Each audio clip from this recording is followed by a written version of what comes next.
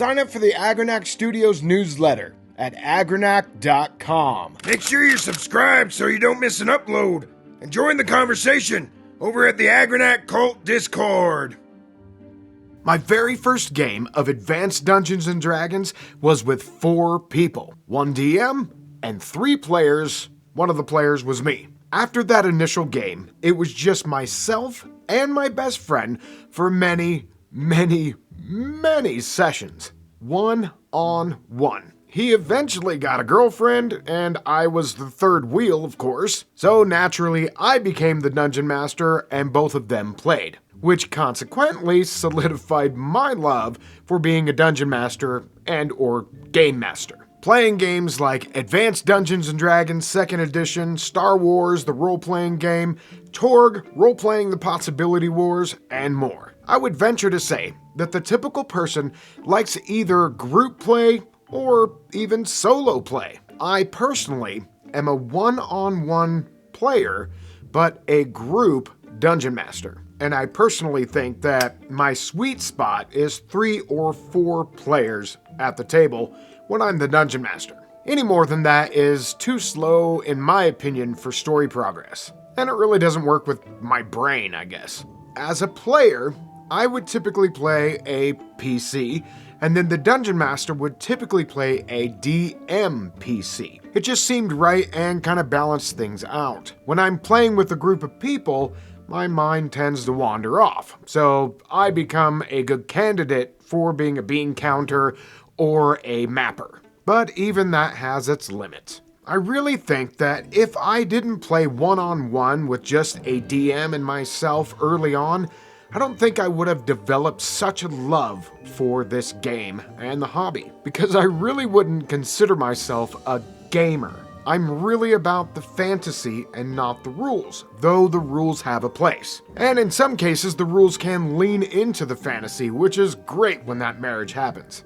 If you're a player, do you do that? Do you drift off at the table because, really, you're not being stimulated enough? And when other players become the focus, you kind of check out. It's not that you're trying to be rude and you're not being a dick about it. It's just how your brain works.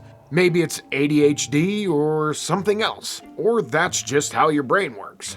I find personally that when I'm dungeon mastering, that my mind is completely occupied with so many things going on that I stay focused for 4 and 5 hours at a time. But as a player, as you know, not so much. If you're like this, I don't think that you are a small minority of people. And for those of you that are not this way, there is a very real possibility that one or more of your players are like this. In general, when I think about playing with a group, I think in the long run, looking back, I learned some bad habits as a player playing one-on-one. That's not to say that one-on-one play is bad. Not in the least. And I would say there's nothing quite like it.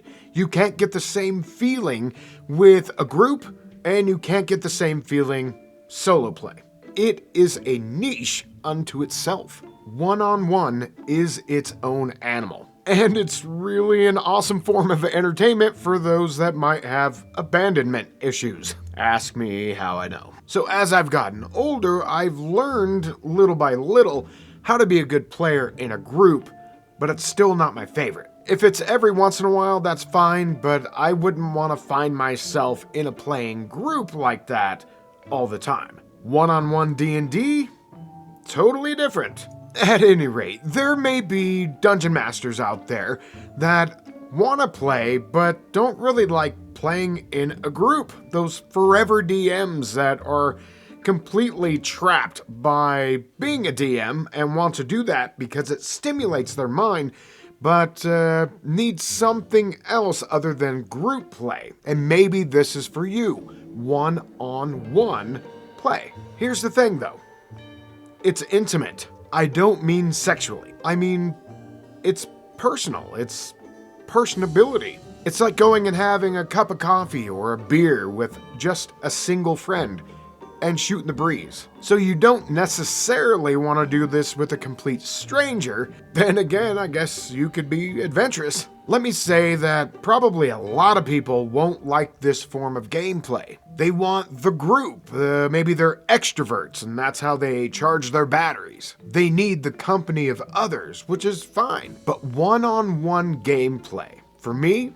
is where it's at. Then again, I have mental attention span issues and abandonment issues.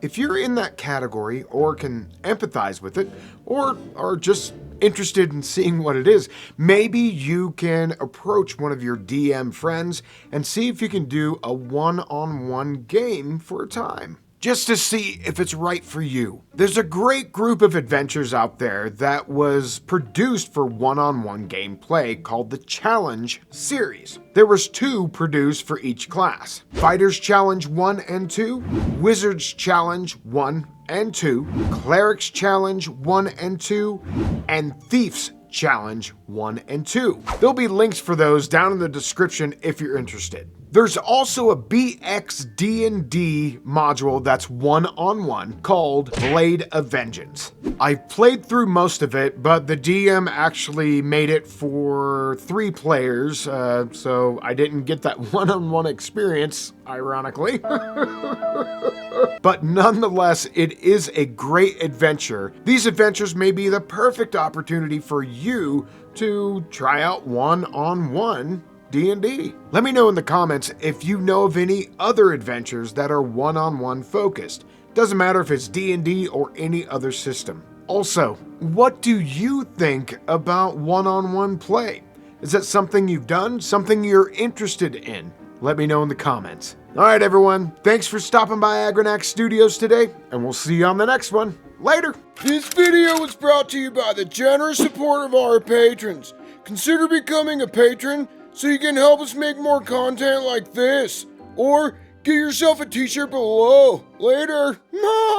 Alright, do this, and do that, and do this, and do that. And watch this video.